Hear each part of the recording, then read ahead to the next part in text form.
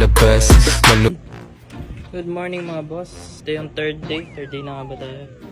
Day ng pagbubuo natin dito sa I-5. Ayan, na-repaint na rin natin yung chassis.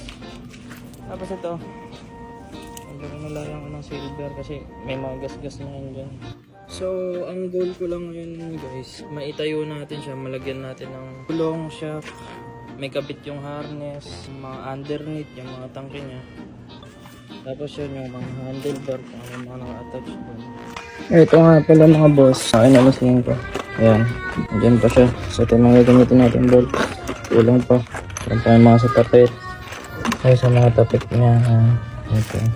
Ito lang kasi ang concern ko dito kaya hindi ko pa rin kinakabit. Ngayon lang yun. Gusto rin mapinturahan muna itong dalawa na to. Yung pare sila ng kulay. Habang naghihintay tayo magpatayo ng pintura, ito mga nakabit natin yung underneath niya. Kasi ito wala naman siyang masasagabalan na yung mga wiring etc.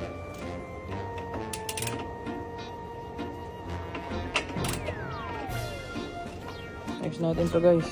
Ayan. Handle mo. Ito ang mahirap. Hanapan ng tornilyo. Alam ko dito. Ito. Ito tayo. Ito.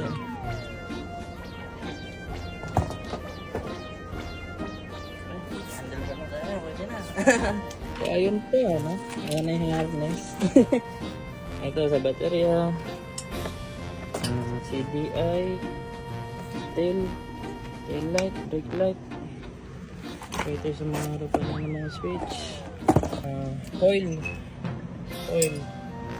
Ito, wala yun. Medyo magulo lang. Ayan, may sumama sa atin. Bagong gising. Ayan, nakabit na. Maracing natin. Tama naman siguro yung connection. Ano na kung ayos ang tanado? Ayos yun. Sabi ba may gurlet? Pwede na. Pwede na kay EcoWorks. JRP version 1. Yan. Okay, save mo lang. Ano isa? Ya! Tantado! Gawa, gusto, ligo, ayaw. Ya!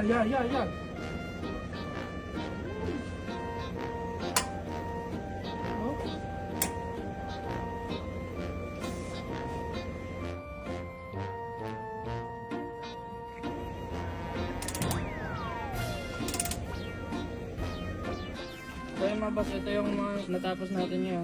Yan yung mga naikabit. Tapos yung U-box naman nakabit, tsaka yung flat seat.